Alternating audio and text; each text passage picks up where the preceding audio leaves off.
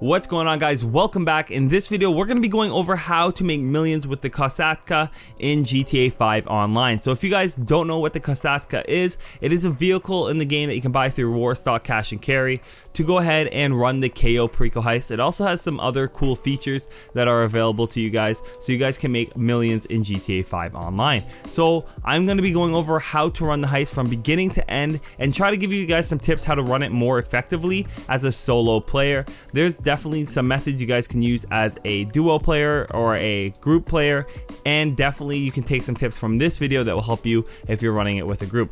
But hopefully this video clarifies some of the best ways to prep for the missions and all of that. So I am hoping this guide is helpful to you guys, because I hope to bring a lot of insight to how to run this a little bit effectively, and hopefully you guys can bring some insight to me after watching this video from beginning to end. You guys can comment some of the stuff I may have missed or some of the strategies you guys use that were different from mine. So the first thing you guys are going to want to do is go ahead and top up on your armor, top up on your ammo, and top up on your snacks. So you can buy snacks from the Kosatka at the bottom where the food is, or you can go to your CEO office, of course. And then for your armor, you're gonna have to go to a ammunition store and pick up some armor there. And then I do recommend, if you have a gun locker, find a kit that you like. Make your own weapon loadout so you know what weapons you're going to be using, and it just keeps everything clean and efficient for when you're putting in that work on the Cayo Perico Heist. So once you've done all those little prerequisites, you're gonna have to register as a CEO or an MC president. I recommend you register as a CEO because I hate being rated on my businesses. If you don't have any businesses in the MC portion of the game, then don't worry about that. But I always do recommend registering as a CEO. And then you're gonna either be playing this on easy or hard. It really doesn't make that big of a difference when it comes to the preps, at least. But when you get into the heist, it'll be a little bit more difficult, of course. And some of the preps might be a little bit different, but overall you'll get the general idea. And the first thing we have is intel, gather intel. This isn't my first run through. Your first run through, you should just take the time to enjoy it. But you're gonna want to, as soon as you start the intel mission or gather intel, you're gonna wanna run over to your driver's seat of your Kosatka, and then you're gonna want to fast travel to the nearest location. For some reason I keep getting the Zancudo area, so I always travel to North Chumash or Chumash. It doesn't really matter, as long as you pick one of those two, you'll be close enough. And then you're gonna want to fast travel on over there. So you can technically pre-fast travel here. I do tend to get Zancudo quite often, so maybe starting at Chumash before you start the heist might be beneficial, but it's not a big deal. You guys can always just fast travel after. We're not trying to speed run it, we're just trying to make it as quick as possible. And you'll notice that when I do the heist, I do it a little bit differently than most players do, and I'll go through why on that here in a bit. So once you head on over there, you're going to want to get out of your seat, of course, and you're going to want to run into the back of your submarine where you'll see your Sparrow. So you do need to own a Sparrow, of course, if you're going to run this heist. The Sparrow is essential to running this heist effectively. You'll notice that I use the Sparrow quite often and the Mark II Oppressor. So if you don't have those two vehicles, that's fine. You can still use these methods, of course, but just having these definitely make the job a lot easier. I'll fly on over to the checkpoint that I need to reach, and we'll take care of some targets. So once I get within range of the targets, I make sure I'm locked on and stabilized so my missiles don't go off target, and make sure you're locked on all the way to red, and then I land really carefully behind the plane facing away from the last target. The last target will be right beside the airplane always, and you don't want to blow that up with your Sparrow, so make sure you get out of your Sparrow, take him out, and then hop in the plane. It's very straightforward. As long as you stabilize your helicopter on the Sparrow or whatever vehicle you're using, stabilize the vehicle, make sure it's locked on in red. It should not kill the airplane. Just make sure you're not locked on to the enemy that is really close to the airplane, because you don't want to be blowing up that airplane.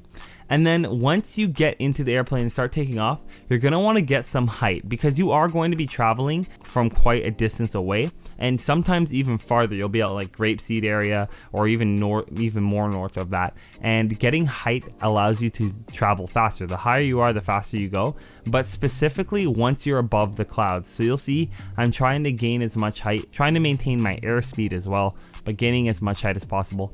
And by the time I'm like in the city, I'll be above of the clouds, and that's super efficient because it actually cuts down your time for completing the mission. So from starting the actual mission, saying yes I want to start the intel, all the way to flying there will take you anywhere from 5 minutes to 6.5 minutes. Usually on average it takes me obviously 6 minutes to complete this, but some players it will take a little longer. So once you reach the destination, you'll be taken into a cutscene. You'll land on Cayo Perico Island. You'll get the same cutscene every time of the guy saying, why can't you guys ever be on time, right? And it's just super annoying. I really wish we could kill this guy. It'd almost be worth throwing the heist. If I could go over and punch this guy in the face, I would. Super disrespectful. But anyways, this guy is a jerk. That's the point of this part of the video. But you'll just want to follow the path I take here. This path I take is really efficient. There are other paths I take as well, depending on the mood I'm in. If you guys are trying to be as efficient as possible, this is one of the more efficient routes. If you guys know a more efficient route, please let me know in the comment section below, of course.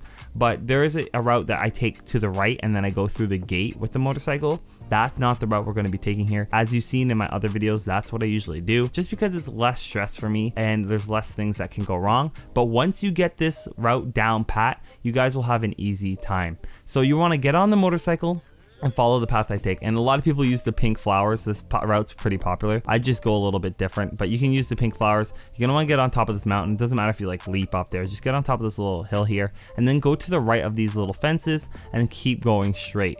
Just keep going straight, and then you'll eventually see a pink flower in the distance. You're going to want to hit that essentially so you know you're going the right thing. And then a little bit to the right, you'll see another pink. Be careful because a vehicle spawns there. And then you'll go across this road up to the hill, but you want to go left so you miss all the trees. I actually should have went a little bit more left, but you'll see I just stay to the left of the road on the right hand side. And you want to go wheelie a bit and then push to the right. Make sure you're facing right as much as possible because you will fly off into the water there sometimes. So just keep that in mind. As well as this next little turn, you'll see I'm very patient. I sit and wait here for a few seconds because there's a vehicle coming. And yes, I could rush it and try to like squeeze in between, but honestly, it's not worth the stress. Who cares if it takes an extra 10 seconds? I know unless you're trying to speed run this, it doesn't really matter. Take your time. Make sure you don't get caught because getting caught sucks because it's hard to get another motorcycle if you get caught. So you want to focus and follow this path up the hill. And then I get lucky quite often. The actual box is at the bottom. So you'll see here, I drive right into the fence here and then I start doing my hack. To do the hack, pretty much it's a basic math equation. You have to like figure out how to add the numbers up to make it equal to the number on the bottom. A lot of players know this, and then you just have to use those symbols to make the number add up. You go on the Sightseer app and you'll eventually see your actual loot. Now you have two choices. You can go straight to the basement and don't scout the other places.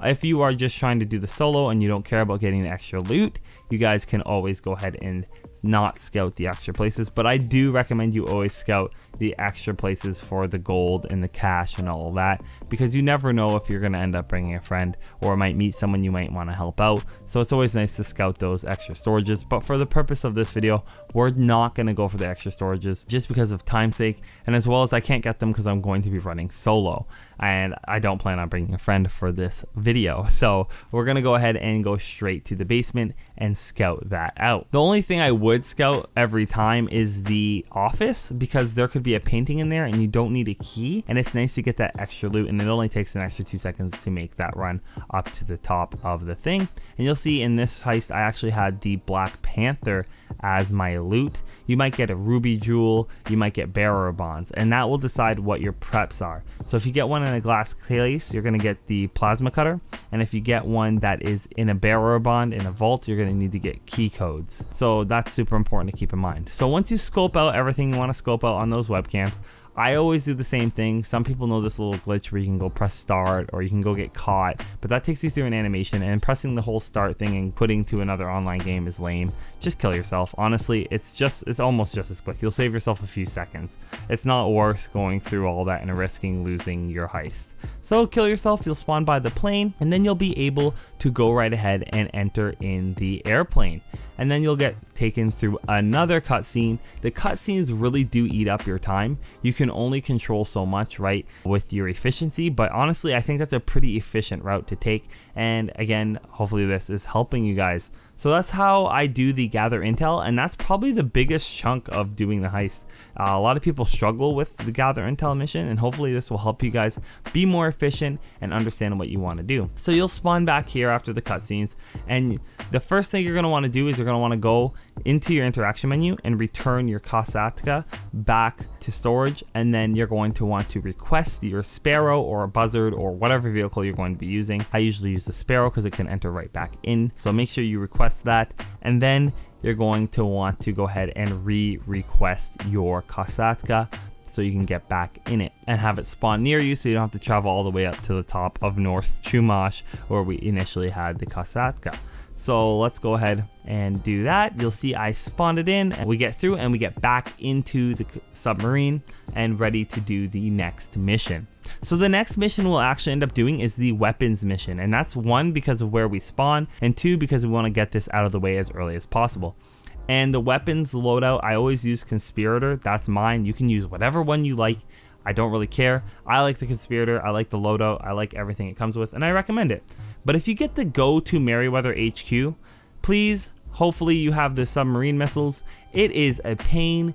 Do not do this mission. This mission eats up way too much of your time, and it's quicker just to fail the mission. So to do so, we just hop on our submarine missiles and fly it quickly over to the Merryweather's HQ, and you'll see a plane, or helicopter, sorry, on top of the building. So you just sit here, quickly fly the missile over there. It takes about a minute, and you'll be able to destroy that helicopter, and it will reset the mission. So that's my little kind of pro tip to not have to run this mission. Following that helicopter can take forever, and it's just not worth it. And it takes you all the way north of the map. It takes a long time. It's a long distance to travel following something, and it's a long distance to travel back with an item. So you don't want to have to do this every single time. And then there's tons of like cutscenes and animations going in and out of the Avenger. Unless you're just running this heist for fun and want to get the experience, I highly recommend you do what I'm doing here.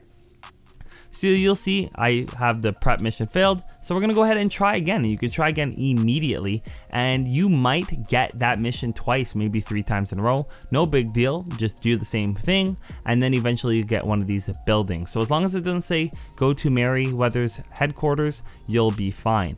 And then we'll just run back into our Sparrow and start flying towards our destination. But what we're going to do here is a little bit different than you'll see most players do. So we're going to fly to land, and then we're going to get our mechanic up and running. Now you can request it through services. We're going to be requesting our Mark II Oppressor. So you can request it through your services tab, through your terabyte. You can actually request it to the ground, or you can request it through your mechanic, or you can request it through your motorcycle club if you're a president. I'm a CEO, and I know it's quicker to do it as an MC president, but I hate being an MC president, as I spoke upon earlier, so we're going to be doing it with the mechanic. The key is to hop out the vehicle, land on the ground, and then call your mechanic. That way you don't have any spawning issues. If you get it like in between that like landing portion and getting on the ground, sometimes it won't spawn in, and I know it does take an extra second for that breathing room to get your Mark II Oppressor, but it's fine. We have a little bit of time. It doesn't take that long. Your mechanic's pretty efficient. So you're going to run on over, get onto your Mark II Oppressor, and the reason this is what we do is because it's quick. It's very quick, it's quicker than your Sparrow, and it has better missiles than your Sparrow. And you, technically speaking, want to be using this pretty much for the rest of the missions, and I'll show you how you go about using it for the rest of your missions. But for this mission, we're going ahead to get our weapons, and it's on a building, and you can see I went too high. You don't want to go as high as I did. You want to stay at level, and the way you know you're at level with the building is it will say up or down arrow on the destination marker on the minimap. Right now it says I need to go down because it's below me. So if I hadn't went so high, we wouldn't be having this issue right now, but no big deal. You always want to land on top of the building. That's why you need a flying vehicle. So you're going to land on top of the building and put the Mark II Oppressor right outside that checkpoint, just like a meter or two outside that checkpoint. So as soon as you get out, you just hop back on it and be on your way once you're done doing business in here. And I recommend you use a silenced weapon, hopefully deterring any alerts for the people. Unfortunately, I wasn't successful on this round, and honestly, it's not that big of a deal if you alarm them. I will show you how you go about doing so though. So you'll shoot the door on the guy's head, and then you'll have to shoot him again once your target goes red. That will kill him. You don't have to rush here. And then this is the part where you actually have to rush. You have to kill these 3 guards pretty quickly. So you have to kill the guard on the left and then the guard on the right, and then there'll be a guard on the left deep inside the building. The problem was that I didn't get that headshot and I wasn't quick enough to kill this guard. So that alerted the other guards. No big deal. You see how quick I take it out. It's not a big deal, and you don't even have to kill all the guards in the building. Once you kill those guards that you see me kill, you can just move on with your day. They actually stay way over there. They don't cause any problems, and there's usually a guard inside. You'll see on the minimap to the right. He never comes out of there. I've never had any problems with him, so no big deal.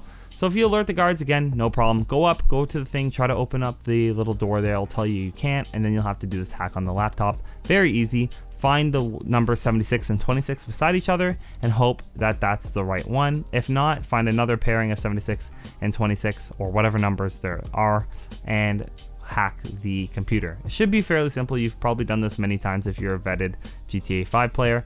You know these hacks from Sightseer all the time. Once you do that, you can go back to your gun locker and you'll be able to get the guns out of the safe there, and you have your weapons. Now you do have to deliver them back, and what you want to do is go back to the elevator and press left on the D-pad. You want to press left on the D-pad. I cannot stress this enough to you guys.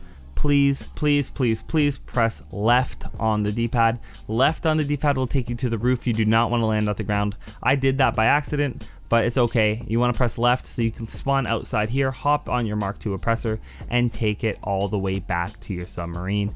And that it will take you another probably 5 minutes or so to complete. These missions don't take much longer than 5 minutes on average. Very rarely. Sometimes you can get them done in 3, depending on your setup. But you see, I carefully land my Mark II Oppressor, so it's not on a slant or anything like that. I'm able to continue about my day and land my Mark II Oppressor so I can reuse it.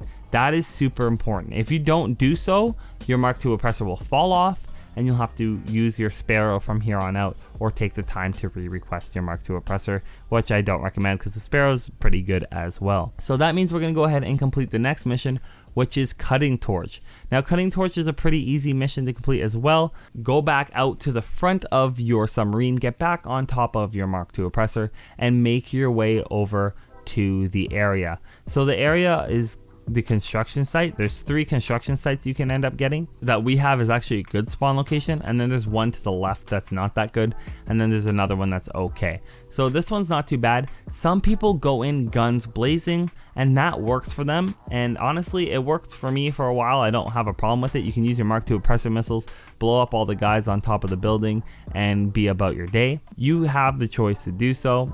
I don't do this anymore because it's pretty simple to just get the yellow hard hat in most cases, especially on this one, just the way the map's laid out. So I try to reduce my stress when doing these games, or like difficulty, I guess you could call it stress or difficulty, when doing these heists. So I go ahead and I go on top of here and I simply grab this little hard hat. A lot of people don't know about this for some reason, but there's this little yellow hard hat on top of this plywood here. Looks like it's mold resistant plywood, I'm assuming. But yeah, we have this like plywood here and we can grab the hard hat. So sometimes it'll be a little difficult to put on, which can be a pain, but most of the time you can just walk right up to it. It will put it on top of your head and you can move about your day. So once you have the hard hat, you're just gonna wanna run down the little stairs here or run into wherever the areas with all the people, and then you'll be able to actually go ahead and search for the boxes. And these boxes will have little arrows above them. You just want to look inside of them until you find the box with a blue cutting torch. It's a bright, vibrant blue cutting torch. That's what you're looking for. Now, yes, you have the hard hat, so you can be in people's cones for a few seconds, but you can't be in their cones for too long, or else they'll recognize that you're not one of them, and they will go crazy and kill you out of nowhere. So just make sure you're not in their cones for too long. You shouldn't have to worry about it too much. You're not like cone dodging or anything like that, but just make sure that you're not like sitting in one for like 5 minutes or anything crazy like that, and you should be fine. You can see here I finally find the blue cutting torch. No big deal, sitting right there. You just want to walk up to it and press right on the D-pad, and it'll make you pick up the cutting torch. And then you're just going to run back upstairs with your Mark II Oppressor, and you'll be good to go. You'll be able to go ahead and fly back to your Sparrow. So you'll have to run all the way back up, which might be a pain again if you're trying to cut off as much time. You could have came in gun blazing, killed all the targets, then had your Mark II Oppressor down here. But really, I don't want to have to die by accident or anything like that. So just make sure that you have your ammo, your armor, and health maxed out. You can see here I'm not, because I haven't been topping up mine because I didn't go in guns blazing. But if you are going to go in guns blazing, make sure you do so. And then once you are on your Mark II Oppressor, you're pretty much good to just go home and fly back and deliver the cutting torch back to the Kosatka. So the next mission we'll complete is the fingerprint cloner. So this one's a pretty interesting one. You pretty much have to go to an area, hack a warehouse, kill some targets, and then grab the key card from another place. It usually spawns in one of few places. It's not that difficult. You want to go on the front of your Kosatka again and grab that Mark II Oppressor. And hopefully your Mark II Oppressor isn't falling off into the water. It really depends on how you park it. So learn how to park it. Be patient and park your Mark II Oppressor. I cannot stress that enough, because using a Sparrow isn't always a great time. So we're just going to quickly fast travel on over here, speed it up, and get over to the warehouse. So we finally arrive at the warehouse. We can cut off the power or shoot out the cameras, but honestly, time-wise, it's the same. So just run in there. I recommend you take cover behind this left crate and take out any of the targets. Just using like assault shotgun or any type of weapon will do, and just don't expose yourself. That way you don't have to die. You can just hold RT, and that way you won't be aiming in with LT, and that way you're not like exposing your body and still doing that damage. And you just want to wait for the computer to let you hack it.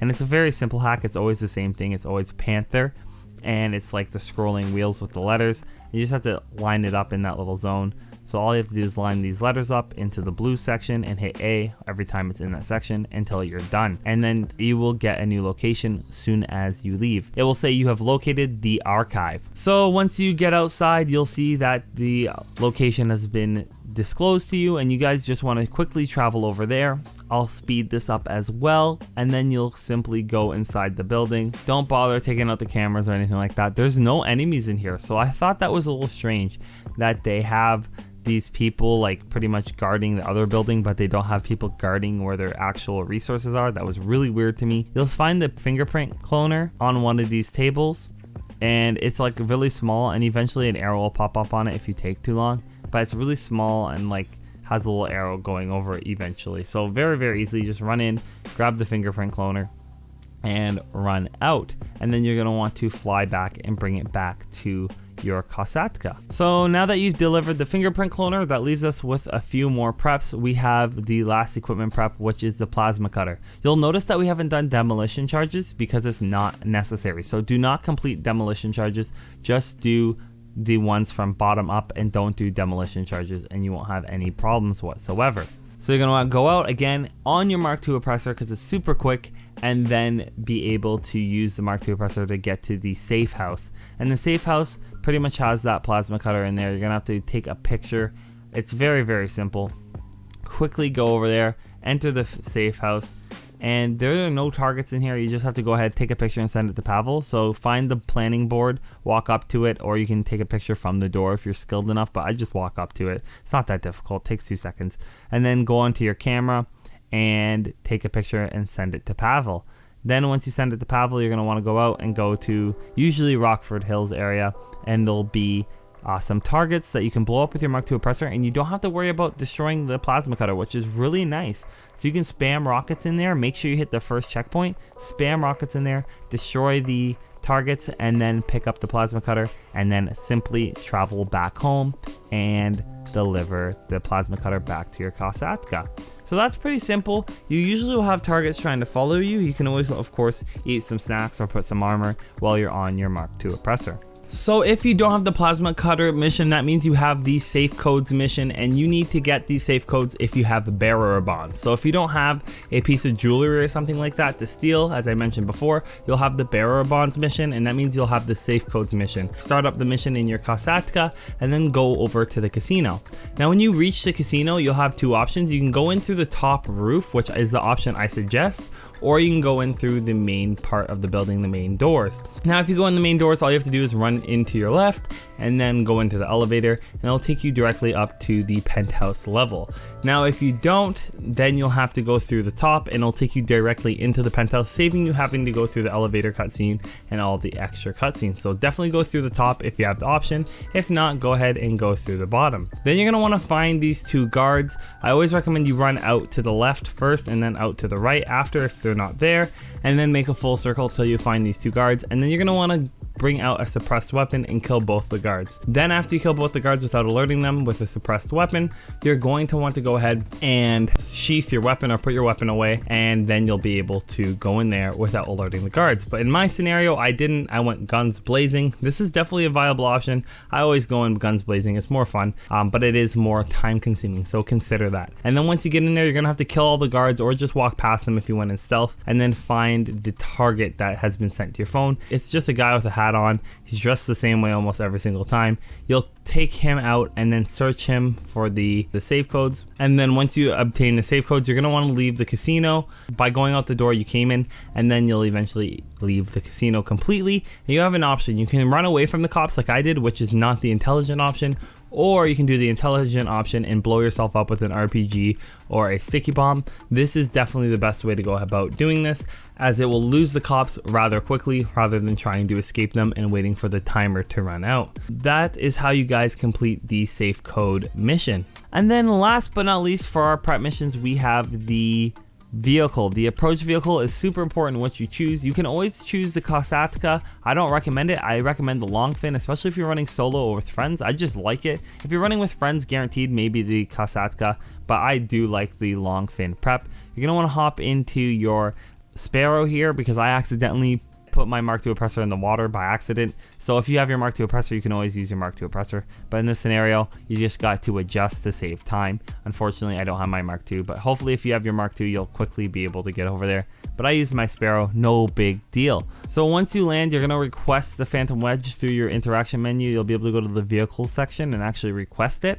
And it's a great vehicle. It's good for getting rid of police out of your way. And it's great for this mission because you do need a big transport truck with a trailer cab attachment, so you can go ahead and reverse into it. The La Mesa is probably the most difficult one to complete, just because you have to reverse so weird. But you can see, even if I have an issues reversing, it's not a big deal. This vehicle is not armored or anything like that, like for the windows, so you can get shot out of it. So make sure you're topped up in your health and your armor before doing so. Unlike me, do as I say, not as I do, and you'll reduce a lot of your issues. So reverse back into it. You can see it took me a few tries. Some people get it in their first try. Some people have a little bit of difficulty with it. Usually I get it in my first try, but I had a little bit of difficulty, and no big deal. I still have full health because I'm reversing in. People are having a hard time shooting me. Now we're not worried about the cops, because if they get in our way, we can just simply, push them out of our way with the Phantom Wedge, and we're gonna go straight to the destination of where we need to go. And I know you can't see it because it says lose cops, but it's in the same location every single time. It is in the bottom of the map where the docks are. So you simply just want to start traveling towards the docks. There's probably a faster route to get here, but honestly, I'm in the Phantom Wedge having a good time. I'm not stressing about it. It's a fun prep. You're simply gonna follow the path that I take here, or a similar path that will get you to the same location. So that's kind of the whole key to this, is don't worry about the cops, because you will waste time trying to lose the cops, and it's not necessary, because there's a way to get around this. So I'll say lose the cops, don't worry about it. And the Phantom Wedge is actually pretty quick. It's quicker than most cabs you'll get off the side of the road, and then on top of it, you're not worried about any traffic, so you're not swerving or anything like that. You can just keep going the direction you choose to go without having to stress about that. The Kosatka is a good one if you plan on just doing it with a group of people and you don't want any mistakes to occur and you don't have to depend on anybody. Let's just say you're a level 300 taking a level 5, a true level 5 in. You don't want to have them have to do anything complicated. The Kosatka option is definitely a great option for running heists with new players that don't know what they're doing. But the long fin, if they have any experience, is probably your best bet, because it gives you the most versatility. It gives you the most versatility as a solo player, and it gives you the most versatility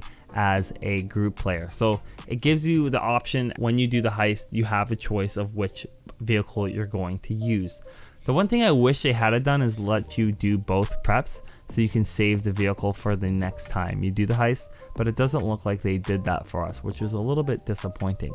But you can see here, I finally arrive at the gates. I'm just gonna wait for the gates to open up and then I'll go ahead and go in. So once I park my vehicle there, I just run and blow myself up and I'll lose the cops like that. I've got to go directly to where I want to go and I've lost the cops. So that's pretty efficient. And then I just have to run over to the cab again.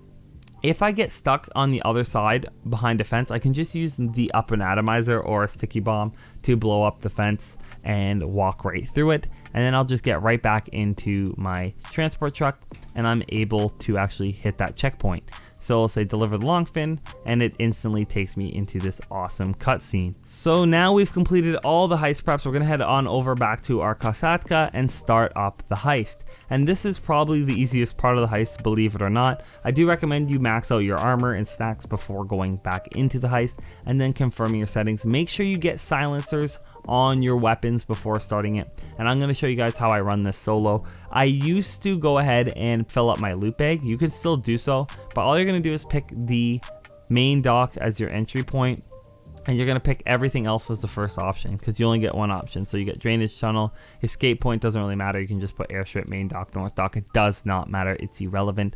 And then time of day, we do like daytime, which is the first option once again. You'll see here I finally add the suppressors on. Do not forget to do this. This will make the heist a lot more difficult if you don't have the suppressors. So now I will start up the heist. So once you get into the heist, I'll put you through a little long fin cutscene. No big deal.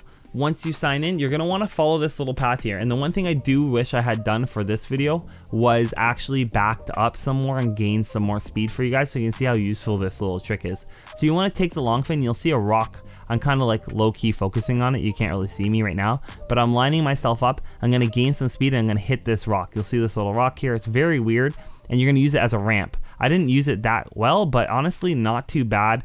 You can get really far if you use it properly. You won't get caught on these trees like I did here, and you'll be able to get really deep into the forest and you won't have to run as far. But since I did have to run as far, you're going to want to put your weapon away and run towards the direction. I'm going kind of to the right towards the drainage tunnel. You'll see the little drainage tunnel icon in yellow. You're going to want to go in that direction. You'll actually see the helicopter on the right and an enemy on the right. You're not going to want to kill him right away because you can probably most likely avoid him. But at this point, I would take out my weapon just in case we run into some issues. So you can see I aimed at him just to take note of that guy there, and there'll be two guys at the gate, and these are the two guys we really want to focus on. These are the guys we want to eliminate. So there'll be a guy right here. I take him out while the other targets turn around, and then I take him out as well, hoping that these guys drop keycards. And because neither of these two people dropped keycards, I went ahead and tried to take out this guy, hoping that maybe he would take a keycard as well, but he didn't. So I had to move on, cut my losses.